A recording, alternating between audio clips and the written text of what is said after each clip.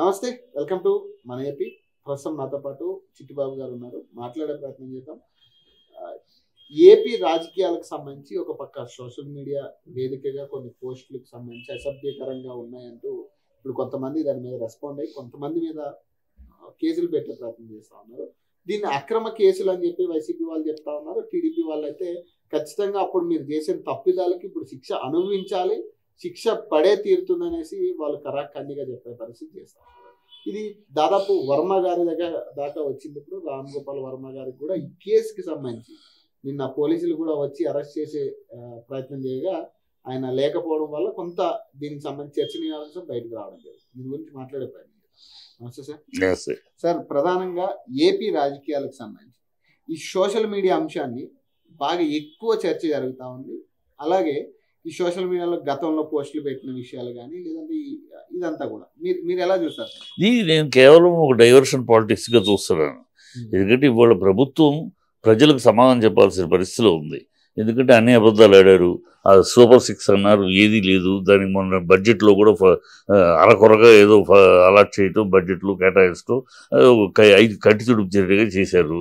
ప్రజలు నిలదీస్తున్నారు. 32,000 అమ్మాయిలు మిస్ అయిపోయారు అని ఆఫీసర్ చెప్పాడు అన్నారు. అది పచ్చాబద్ధం అని పార్లమెంట్లో చెప్పేశారు.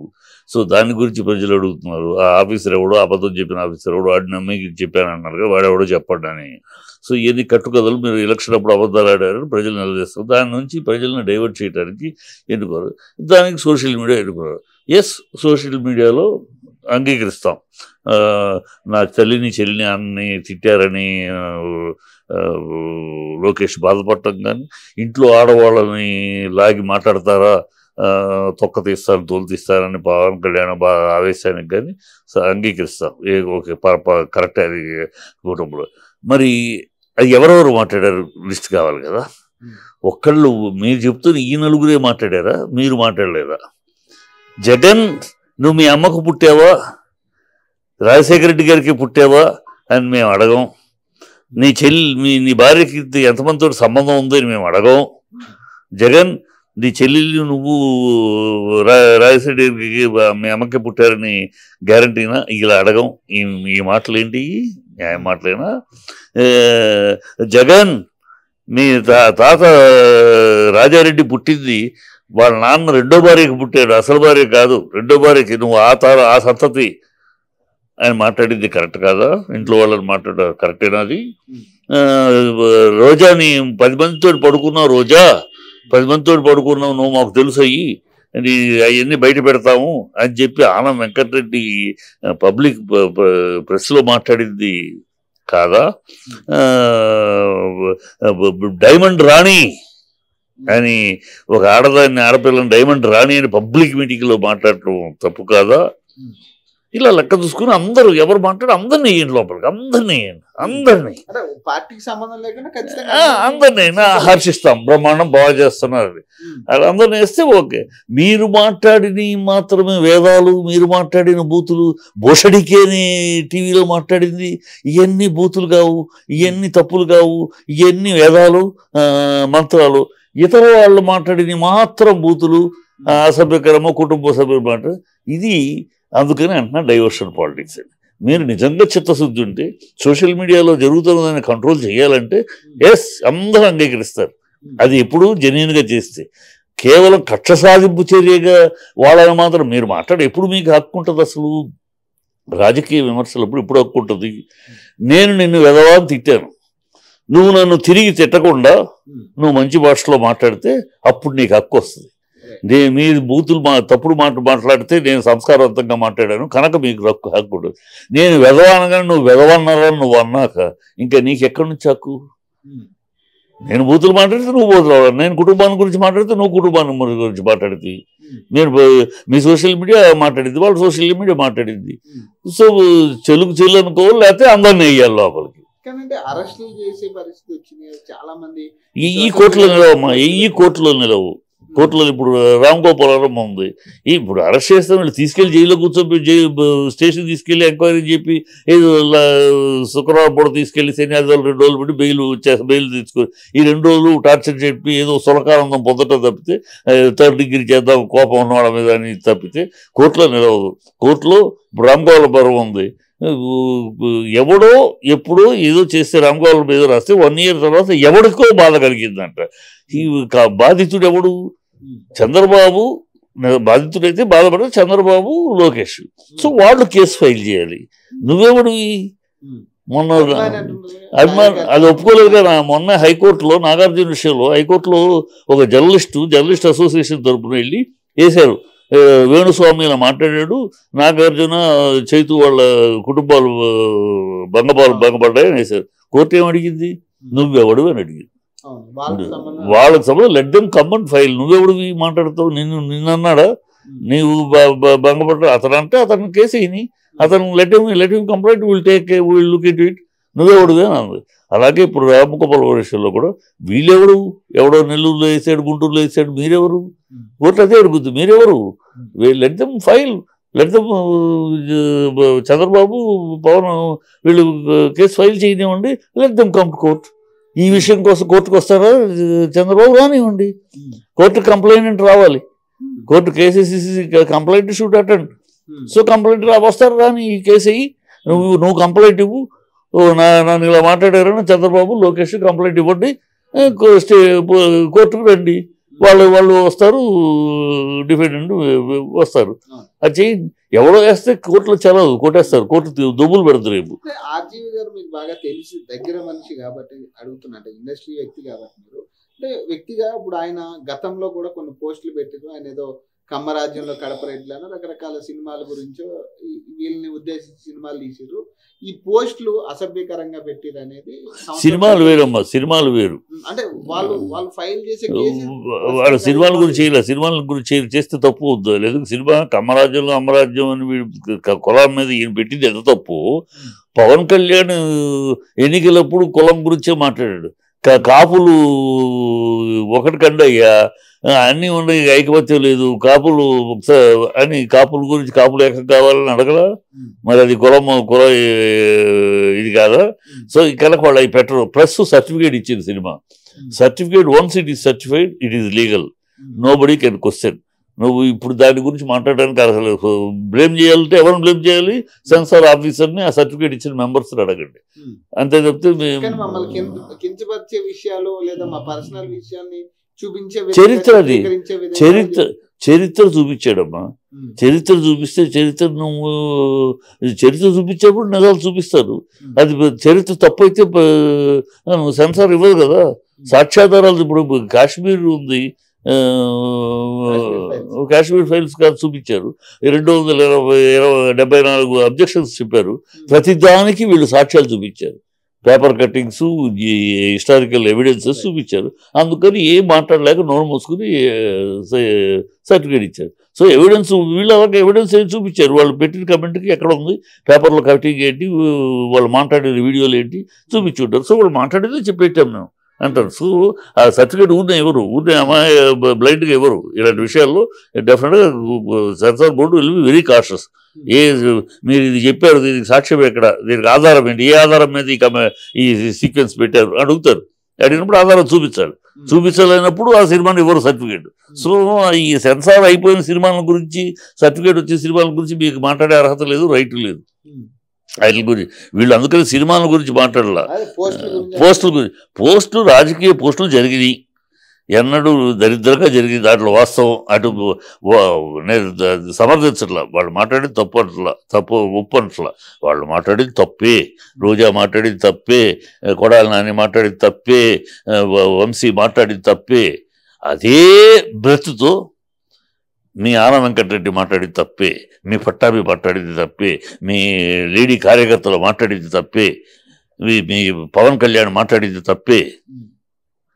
ఆ తప్పులు కావు, మీరు మాట్లాడిన ఒప్పులు అవి మాత్రం తప్పులు అనేది ఈ దౌర్భాగ్యపు రాజకీయం చేయకూడదు. చేస్తే సిన్సియర్గా లా అండ్ ఆర్డర్ చేయాలి. ఇది సమాజం మొత్తం చెడిపోతుంది. ఈ సోషల్ మీడియాలో ఇష్టం వచ్చేట్టు పెడుతున్నారు, అందరిని చేయండి. కానీ మీరు చేసింది మాత్రం వేదాలు మంత్రాలు అన్నట్టు, ఇంకోళ్ళు చేసింది మాత్రం గొడవలు అన్నట్టు ఈ దౌర్భాగ్యపు రాజకీయమే. అందుకనే దీన్ని డైవర్షన్ పాలిటిక్స్ అంటున్నాం. ప్రజలు ఎప్పుడైతే అసహించుకుంటున్నారో ఈ ప్రభుత్వాన్ని, ఇది అబద్ధాల ప్రభుత్వం, ఇది నయవంచిన ప్రభుత్వం, ఇది నమ్మక ద్రోహ ప్రభుత్వం అని ప్రజలు ఎప్పుడైతే తిరగబడుతున్నారో, ఎక్కడికి వెళ్తే అక్కడ నిలదీస్తున్నారో, దాన్ని డైవర్ట్ చేయడానికి, ఆ ప్రజల నుంచి ప్రజల్లో ఉన్న ఈ వాదాన్ని, ఈ డిస్కషన్ని డైవర్ట్ చేయడానికి ఈ అరెస్టులు నెలకొకటి ఎత్తుక్కుంటారు. వీళ్ళు ప్రభుత్వం నెలకొకటి విజయసాయి రెడ్డిని ఎత్తుక్కున్నారు. ఆ తర్వాత డబ్బుల కోసం చేసే డ్రామా అని తెలిసిపోయింది. తర్వాత ఇంకో అతను ఎత్తుక్కున్నారు, అది వాళ్ళ కుటుంబ విషయం తెలిసిపోయింది. నెక్స్ట్ లడ్డు అన్నారు, ఇది పచ్చాబద్ధం తెలిసిపోయింది.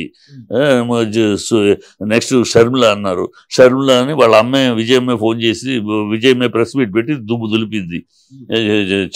చెల్లు అని కొట్టాడు. మీరు కావాలని నా కొడుకుతో దమ్ముంటే డైరెక్ట్గా ఫైట్ చేయండి, నన్ను ఎందుకు వాడుకుంటారు? ఎప్పుడో జరిగిన యాక్సిడెంట్ని ఇవాళ నా కొడుకు నన్ను మీద మాట్లాడడం చేశాడు అన్నట్టు ఎందుకు ఈ పచ్చి అబద్ధాలు మాట్లాడతారు? దమ్ముంటే నేరుగా రాజకీయం పోరాడు, నన్ను వాడుకొని మీ రాజకీయాల కోసం మమ్మల్ని వాడుకోవద్దని. ఎన్ని గొడవలు, ఏ కుటుంబంలో ఆస్తులు గొడవలు లేవు. ఆస్తుల గొడవలు మాత్రం నా కొడుకు నాకు కాకుండా పోతాడా, వాళ్ళ అన్న చెల్లు కాకుండా పోతారా, ఏం మాట్లాడతాను? చెంప చెల్లు అని మెత్తగా ఇచ్చితాడు. దాంతో ఆగిపోయారు. ఇప్పుడు నెక్స్ట్ ఈ వాడిని అరెస్ట్ చేస్తాను వీళ్ళు. సో ప్రజలు వేరే ఇలాంటి విషయాల మీద, అనవసరమైన విషయాల మీద డిస్కస్ చేయటమే తప్పితే అసలు విషయాలను పట్టించుకోకుండా ఉండటం కోసం. అసలు విషయాలు ఏంటి? అక్కడ వైజాగ్ స్టీల్ ప్లాంట్ రగులుతుంది, కార్మికులు ధర్నా చేస్తున్నారు, వాళ్ళ ఉద్యోగాలు పోతున్నాయి, వాళ్ళు 4 ఫర్నెస్లు మూసేశారు. మీరేమో ఎన్నికలప్పుడు అడ్డు పడుకుంటాం, ప్రాణం అడ్డు పెడతాం, ఎవడు తీసుకెళ్ళటానికి లేదు, విశాఖ హక్కు, మన హక్కు విశాఖ ఉక్కు అని పవన్ కళ్యాణ్ జుట్టు ఎగరేసుకుంటూ ఆవేశంగా మాట్లాడాడు, చంద్రబాబు మాట్లాడాడు. ఇప్పుడు నోరు మెదపరు. అక్కడ ఉద్యోగులు తీసేస్తున్నారు, వాళ్ళు బలవంతపు రిటైర్మెంట్ చేయిస్తున్నారు, ఉద్యోగాలు పీకేస్తున్నారు, జీతాలు ఇవ్వటం లేదు, మాట్లాడరు. ఆ విషయం ప్రజలు దృష్టికి రాకుండా ఉండటం కోసం స్పెషల్ స్టేటస్ 2018లో స్పెషల్ స్టేటస్ ఇవ్వలేదనే కదా నువ్వు వచ్చేసావు చంద్రబాబు బయటికి. ఏం ప్రగల్భాలు పలుకు? స్పెషల్ స్టేటస్ ఒక స్వర్గధామం. ఆంధ్ర రాష్ట్రానికి స్పెషల్ స్టేటస్ వస్తే కొన్ని 1 లక్షల మంది ఉద్యోగాలు వస్తాయి, ఒక అత్యున్నత రాష్ట్రంగా ఎదుగుతుంది. అది ఇవ్వటం లేదు, అందుకని నేను వచ్చేసాను. మరి ఇవాళ అడగవే, నోరు మెదపవే. ఇవాళ నీ చేతిలో ఉంది. రాష్ట్రం పుట్టిన కాడ నుంచి స్పెషల్ స్టేటస్ ఒక కొరకరాన్ని కొయ్యేలాగా మీరు ఇవాళ అదృష్టం కొద్దీ ఇవాళ నీ చేతిలో ఉంది చంద్రబాబు. నువ్వు నితీష్ కుమార్ కాదంటే ఆ గవర్నమెంట్ పడిపోతుంది. ఇవాళ నువ్వు నిలదీసిన స్పెషల్ స్టేటస్ ఎందుకు అడగవు? నోరు ఎందుకు రాదు నీకు?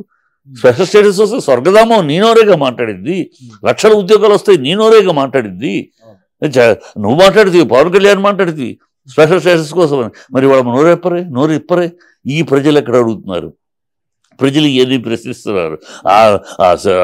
సూపర్ 6 అని మోసం చేశారు, ప్రజలు అడుగుతున్నారు. అరే వరదలు వస్తే పులిహార పొట్లాకి 340 కోట్ల, ఇది ఎక్కడ విచిత్రమని ప్రజలు నిలదీస్తున్నారు.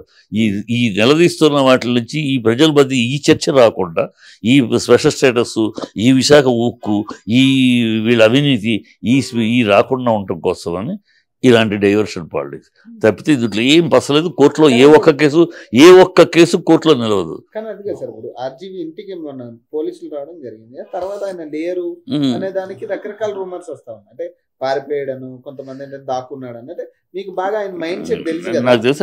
ఆయన పారిపోయేవాడు కాదు, భయస్తుడు కాదు. నేను రాంగోపాలంలో నేను చాలాసార్లు అనేక సందర్భాల్లో ఖండించాను, నిందించాను, తిట్టాను. నేను మాట్లాడిన భాష ఇంకెవరు కూడా వాడుంటారు. రాంగోపాలంలో అశుద్ధముతో అభిషేకం చేయాలి, ఒమ్ముల వర్షం కురిపించాలి, పెంటకొప్పపై అతన్ని పొరలాడించాలని కూడా మాట్లాడాను. ఏదో అమ్మాయిల కాళ్ళు నక్కటాలు అవన్నీ చూసినప్పుడు, ఈ దరిద్రపు సినిమాలు, న్యూడ్ సినిమాలు తీసినప్పుడు ఏమి దరిద్రం ఇలాంటి వాడు అని చెప్పేసి తిట్టి, అది వేరు. దేనికి మాట్లాడాలి. ఆ తప్పు చేశాడు, ఆ తప్పు తిట్టాం. ఇవాళ అతను పొలిటికల్ కమెంట్స్ మోడీని ఎన్ని కమెంట్లు చేస్తున్నారు ఈ దేశంలో?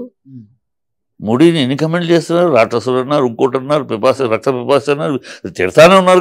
15 ఏళ్ళుగా చూస్తానే ఉన్నాగా, 12 ఏళ్ళుగా మోడీ తిడుతున్నారు. రాజకీయాల్లో ఉంటుంది అది. రాజకీయాల్లో political adverse comments will be there. దాన్ని స్వీకరిస్తున్నాడు ఆయన. రామారావు గారి మీద మండలాధీశుడు సినిమా తీశారు. రామారావు గారిని ఎంత ఘోరంగా విమర్శించారు.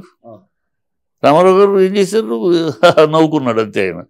అది పొలిటికల్లో మ్యాగ్నానిటీ. అది మీకు మ్యాగ్నానిటీ లేకపోతే పొలిటికల్ కమెంట్స్ మీద పట్టుకుని నువ్వు మీరేమీ మాట్లాడనట్టు, సరే పొలిటికల్ కమెంట్స్ అయినా మేము అంగీకరితో చెయ్యండి, మీరు మాట్లాడకుండా ఉంటే కదా. మీరు ఇంతకన్నా దారుణంగా మాట్లాడారు కదా మీరు. అంటే మీరు మాట్లాడింది ప్రజల దృష్టిలో లేదు, వాళ్ళు మాట్లాడితే ప్రజల దృష్టిలో ఉంది అని మీరు అనుకుంటే భ్రమ. అది ప్రజలు గుర్తిస్తున్నారు, ప్రజలకు అన్ని తెలుసు. మీరు మాట్లాడారు, వాళ్ళు మాట్లాడారు. అతను తెలివిగల పని చేస్తున్నాడు. అతనేమో సాధారణ మామూలుడు కాదు. వీళ్ళకి మళ్ళీ వాళ్ళ అనిల్ కుమార్ వీళ్ళగా పాప దొరికిపోయి వెళ్ళిపోయి కూర్చొని పాప వాడు చాలా చూసినాడు, చాలా నాలెడ్జబుల్ ఫెలో. అతను బాంబేలో కూడా ఇలాంటి తన మీద జరిగినప్పుడు, దాడి జరిగినప్పుడు, అక్కడ ప్రొడ్యూసర్స్ పొలిటికల్ దాడి జరిగినప్పుడు హౌ హీ మేనేజర్ ఎస్కేప్. ఇప్పుడు తన చట్టాన్ని వాడుకుంటాడు, చట్టం ద్వారా వస్తాడు. చట్టం ద్వారా వీళ్ళు they have got no right, no jurisdiction. ఏ చట్ట ప్రకారం నన్ను అరెస్ట్ చేయడానికి వస్తారు? ఎవడో ఇచ్చింది దాన్ని కంప్లైంట్, ఎవడో ఏదో అంటే నేను ఏదో అంటాను, ఎవడో ఏదో నాకు కోపం వచ్చిందని అరెస్ట్ చేసేస్తారా? So there is no rule like that. లేని చట్టాన్ని వీళ్ళు ఎలా ఉపయోగిస్తారు? సో సుప్రీంకోర్టులకు, అలహాబాద్ హైకోర్టులోనూ తెచ్చుకుని ఈ నోబడి షుడ్ టచ్. ఇప్పుడు డిజిటల్ అడ్వాంటేజ్ ఎందుకు వచ్చింది, డిజిటల్ ఇది ఎందుకు వచ్చింది వాళ్ళు మన every citizen has got right. నేను ఒక రైట్, నా హక్కు ఏంటంటే, అయ్యా మీకు ఏం ప్రశ్నలు కావాలన్నా, ఏం సమాధానం వచ్చినా నన్ను వర్చువల్లో అడగండి, నేను చెప్తాను. నేను మీ స్టేషన్కి రావాల్సిన అవసరం కానీ మీరు నా ఇంటికి రావాల్సిన అవసరం కానీ లేదు. Today the facility of virtual, అందుకని టైం సేవ్ అవడానికి అన్నిటికీ వర్చువల్ ఉంది. మీరు వర్చువల్లో అడగండి, ఏమి కావాలంటే నేను సమాధానం చెప్తాను. ఇది కోర్టు ఆర్డర్ తెచ్చుకుని వస్తాడు అతను. Virtual hearing he is ready. Virtual భయపడి పారిపోవటాలు ఇవన్నీ పిచ్చి మాటలు. వాడు పారిపోడు, విషయం ఉన్నవాడు, పరిజ్ఞానం ఉన్నవాడు, చట్టం ఏంటి అన్ని తెలిసినవాడు కనుక ఆ చట్ట ప్రకారం వస్తాడు. కానీ చాలా ఏళ్ల తర్వాత నాకు తెలిసి సినిమా ఇండస్ట్రీ నుంచి డిప్యూటీ సీఎం రేంజ్కి వెళ్ళిన వ్యక్తిలో పవన్ కళ్యాణ్ అనుకోవచ్చు. ఎన్టీ రామారావు ఈ తర్వాత ఈ సినీ రంగంలో ఎమ్మెల్యే స్థాయి వరకు వెళ్ళిన వాళ్ళు ఉన్నారు, కానీ డిప్యూటీ సీఎం స్థాయి వరకు వెళ్ళిన వాళ్ళు పవన్ కళ్యాణ్ ఒక్కడే ఉన్నారు. మరి అంటే మీరు సంతోషంగా ఉన్నారా పవన్ కళ్యాణ్ గారు? నేను అతను పార్టీ పెట్టినప్పుడు తిరుగుతున్నప్పుడు సంతోషంగానే ఉన్నా. ఏదో వస్తాడు, ఏదో మార్పు చేస్తాడు. కానీ ఈ మధ్యకాలంలో అతను చూసిన తర్వాత ఆ నిలకడలేని మాటలు, నిలకడలేని ఇది. ఒకప్పుడు నేను బాప్తిజం తీసుకున్నాను నా ఫ్రెండ్ తెలిసి అంటాం, నాకు పిల్లలు క్రిస్టియన్లు అంటాం, హిందూ నాయకులు, హిందూ మతం పెద్దలే అసలు ఈ దేశంలో మత కల్లోలాల కారకులు అంటాము. మా నాన్న దేవుడి దీపారాధనలో సిగరెట్ అడ్డించుకున్నాడు అంటాం. నాకు మతం లేదు, కులం లేదు అంటాము. మళ్ళీ వాళ్ళ సనాతనం అంటాము. ఈ అస్తవ్యస్తమైన అగమ్య గోచరమైన ఒక విధానము, ఒక రీతి, ఒక నీతి, ఒక పద్ధతి లేదు అతని రాజకీయం చూసిన తర్వాత. చంద్రబాబు, లోకేష్ మీ అంతు చూస్తాను, మీల దౌర్భాగ్య ప్రభుత్వం మరొకటి లేదు, నా తల్లిని తిడతారా, నా పౌరుషం ఏంటో చూపిస్తారా అన్న నోరు ఇవాళ పౌరుషం ఎక్కడ? చంద్రబాబు లాంటి దేవుడు లేడు అని అంటున్నావు. బీజేపీ జన్మలో బీజేపీతో చేతులు కలిపే ప్రశ్న లేదు. లడ్డూలు ఇచ్చారన్న బీజేపీ ఆ నోటితోటి, ఇదే నోరు, వేరే నోరు, అదే నోటితో మాట్లాడి మళ్ళీ అదే నోటితోటి వాళ్ళ బీజేపీ కాళ్ళు పీస్తున్నారు. ఈ అస్తవ్యస్తమైన ఈ అగమ్యగోచరమైన మామూలు రాజకీయ నేతలు అసహించుకుంటాం, అంతకన్నా దారుణంగా ఉంది ఈ రాజకీయం. సో ఏ విధానం ఉందో అసలు విధానం ఏంటి తెలియదు, ఏదో విధానం ఏంటో తెలియదు. ఏదో తమిళనాడులో జరిగింది అనవసర విషయాల మీద మాట్లాడు. తమిళనాడు ఏం తెలుసు నీకు? సనాతన ధర్మంలో తమిళనాడు పోరాటం ఏంటి తెలుసు నీకు? 57లో మొదలైతే 58లో మొదలెడితే ఆ పోరాటం దీని మీద సనాతన ధర్మం కాదు, సనాతన సంస్కృతి. హిందూ ధర్మం వేరు, సనాతన అది కూడా తెలియదు. సనాతన ధర్మం అనే పదమే లేదు. సనాతన సంస్కృతి మీద 2009వ శతాబ్దంలో గొడవ మొదలైంది. 2వ శతాబ్దంలో మొదలైంది. సనాతన ధర్మం అనేది 2వ శతాబ్దంలో వచ్చింది. 9వ శతాబ్దంలో దాన్ని వ్యతిరేకిస్తూ పోరాటం మొదలైంది. దాంట్లో ఉన్న రుగ్మతలు తొలగించాలి పోరాటం మొదలైంది. అది 2వ శతాబ్దం మొదలైతే 9వ శతాబ్దంలో పోరాటం స్టార్ట్ అయితే 19వ శతాబ్దంలో ఆ పోరాటానికి విముక్తి కలిగింది. ఏం విముక్తి? విద్య, బ్రాహ్మణులకే విద్య అనేది, భర్త చచ్చిపోతే భార్య సతీ సహగమనం అనేది, బాల్య వివాహాలు, ఇవన్నీ వ్యతిరేకించారు. ఈ బ్రాహ్మణులు ఈ సనాతన సంస్కృతిని పెట్టుకుని మనుధర్మం నుంచి తీసుకొచ్చి వీటిని పెట్టుకుని వాళ్ళ బ్రాహ్మణులు ఆధిపత్యం చెలాయిస్తూ ఉంటే తమిళనాడులో దాని మీద పోరాటం చేశారు. పోరాటం చేసి బ్రాహ్మణ ఆధిపత్యాన్ని తగ్గించారు. ఇవాళ అందుకని తమిళనాడులో బ్రాహ్మణులు వ్యతిరేకం కాదు, బ్రాహ్మణ ఆధిపత్యాన్ని తగ్గించారు. ఆ రోజు బ్రాహ్మణ ఆధిపత్యం అది విపరీతంగా ఉండేది. మేము అక్కడ చదువుకుని విపరీతమైన ఆధిపత్యం ఉండేది, దాన్ని తగ్గించారు. అది వాళ్ళ పోరాటం. సనాతనంలో ఉండే ఈ రుగ్మతల మీద పోరాటం వాళ్ళు. మరి ఈయనకి ఏం తెలుసని ఆ పోరాటాన్ని వాళ్ళు విమర్శిస్తాడు పవన్ కళ్యాణ్? ఏమి తెలుసు అంటే బ్రాహ్మణ ఆధిపత్యం కావాలని కోరుకుంటున్నావా? మళ్ళీ బాల్య వివాహాలు రావాలని కోరుకుంటున్నావా? సతీజనం కావాలని కోరుకుంటున్నావా? ఏమి కావాలని కోరుకుంటున్నావు నువ్వు? సనాతని అంటున్నావు. హిందువుల్ని టార్గెట్ చేసి రాజకీయ నాయకులు వాడుకుంటున్నారు అనుకోవచ్చు. ఇప్పుడు అదే పవన్ చేస్తున్నది. ఇక్కడ కూడా అదే, తెలంగాణలో కూడా అదే పరిస్థితి. ఇప్పుడు పవన్ చేస్తున్నది అదే. పవన్ చేస్తున్న ఏంటి? ఇప్పుడు చంద్రబాబు తనకి ఎప్పుడు పోటు పొడుస్తాడో తెలియదు. తనకి చంద్రబాబు పోటు పొడుస్తాడు ఖచ్చితంగా. తను తీసుకెళ్ళాలి, తన కొడుకుని చేయాలి. నెక్స్ట్ రాబోయే పీరియడ్ తన కొడుకుని తీసుకురావాలి కనుక ఆ గేమ్ ప్లాన్ చేస్తాడు. దాన్ని తీసుకురావాలంటే అడ్డెవరు? పవన్ కళ్యాణ్ తొక్కాలి. ఎప్పుడు తొక్కాలో ఎట్లా పొడవాలో అతనికి బాగా తెలుసు. చంద్రబాబుకి ఎప్పుడో తొక్కుతాడు. అది అర్థమైంది దీనికి. ఏదో మనం ఎప్పటికీ రాను. అందుకని గతంలో ఒకసారి ఇదే పరిస్థితి వచ్చింది. పవన్ కళ్యాణ్ కి ఒకసారి కలిసి పోటీ చేసిన తర్వాత చంద్రబాబు నాయుడు నెగ్గిన తర్వాత అవును ఇదే పరిస్థితి పవన్ కళ్యాణ్ పక్కన పెట్టి మళ్ళీ ఈయన బయటకు వచ్చి మళ్ళీ వచ్చే పరిస్థితి. ఇప్పుడు ఏంటంటే పవన్ కళ్యాణ్ ఇప్పుడు ఏంటంటే ఇప్పుడు తొక్కేస్తారు తెలుసు. తొక్కేసాక వేరే అండ కావాలి. ఆ అండ కోసం ఢిల్లీ అండ కోసం ఎదుగుతున్నాడు. ఢిల్లీ అండ కోసం అందుకని సనాతని జై జై జై సనాతన అన్నాడు. నిన్నటిదాకా చెగువీర అన్నాడు, కమ్యూనిజం అన్నాడు, దేవుడు లేడు, నాస్తికుడు అన్నాడు, దేవుడు ఏంటి, దెయ్యం ఏంటి అన్నాడు, కులం ఏంటి, మతం ఏంటి అన్నాడు. ఇవాళ సనాతని అని భజన చేస్తున్నాడు, జపం చేస్తున్నాడు. ఎందుకు? అక్కడ ఢిల్లీ అండ కావాలి. ఈ అండ పోతూ ఉంటే ఇక్కడ మన తేడా వస్తే అండ కావాలి. అండ వస్తే వాళ్ళకి వేరే క్యాండిడేట్ లేరు, బీజేపీకి వేరే క్యాండిడేట్ లేరు. సీఎం క్యాండిడేట్ తనే. సో సీఎం క్యాండిడేట్ గా వాళ్ళ అండతోటి సీఎం అవ్వాలి. ఇప్పుడు బీజేపీ సపోర్ట్ చేసినప్పుడు ఛాన్స్ ఉంటుంది. గతంలో ఏమైనా హోప్ ఉండేది కానీ ఇవాళ ఇతను పవన్ కళ్యాణ్ నడుపుతున్న రాజకీయం చూస్తూ ఉంటే ఈ అస్తవ్యస్తమైన ఒక గందరగోళమైన రాజకీయం చేసే వాళ్ళకి ఏముంటుంది? ఊరే ఇప్పుడు నలుగురు ఉండబట్టి నలుగురితో కలిసి పెట్టేప్పటికి 2 సీట్లు వచ్చినాయి. కానీ ఒకరికి వెళ్తే 2 సీట్లు తను ఓడిపోయాడు, 1 సీటే వచ్చింది ఒంటరిగా వెళ్తే. రేపు అదే పరిస్థితి వస్తుంది. బీజేపీకి ఏముంది అక్కడ ఆంధ్రాలో? ఇప్పుడు ఏమి లేదు, అసలే లేదు. ఇప్పుడు ఇంకా ఏమీ లేదు. ఇప్పుడు బీజేపీ లేదు అక్కడ ఆంధ్రాలో. బీబీపీ ఉంది. బీజేపీ కాదు, బీబీపీ బాబు భజన పార్టీ ఉంది. బీజేపీ లేదు అక్కడ. కనుక అక్కడ ఏముంటుంది? కాకపోతే హోప్ తప్పదు కదా. చంద్రబాబు తోసేస్తే ఎక్కడికి వెళ్ళాలి? కనుక ఎక్కడో బళ్ళిపోటు వెళ్తాడు. అది జరుగుతూ ఉంటుంది. అది రాజకీయం తర్వాత ఫ్యూచర్. ఇప్పుడు యాజ్ ఇట్ ఈస్ ఎలక్షన్లు పెడితే చంద్రబాబుకు డిపాజిట్ రావు.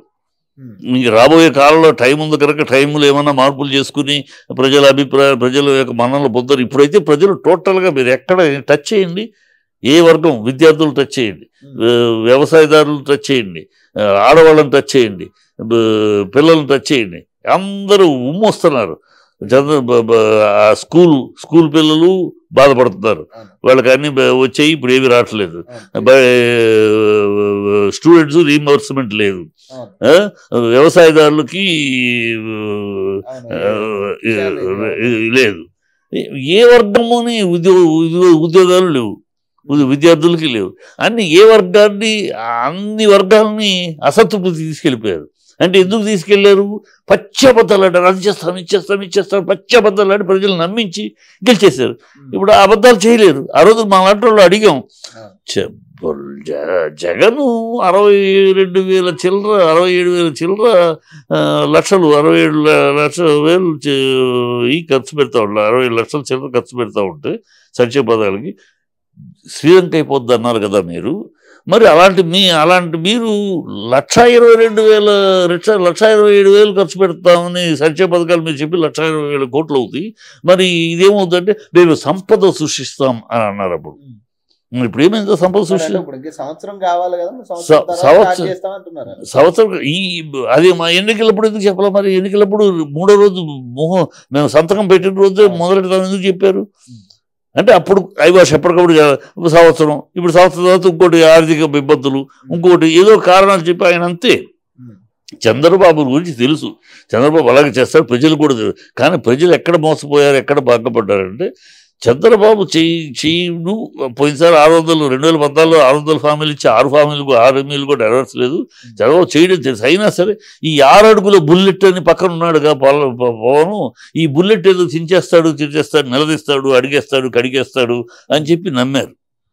ఇప్పుడు ఆ బుల్లెట్ ఏం చేస్తున్నాడంటే అడగట్లా ఆయన కాళ్ళు కడుగుతున్నాడు, చంద్రబాబు కాళ్ళు కడుగుతాడు, చంద్రబాబుకు చక్కబద్ధం చేస్తున్నాడు.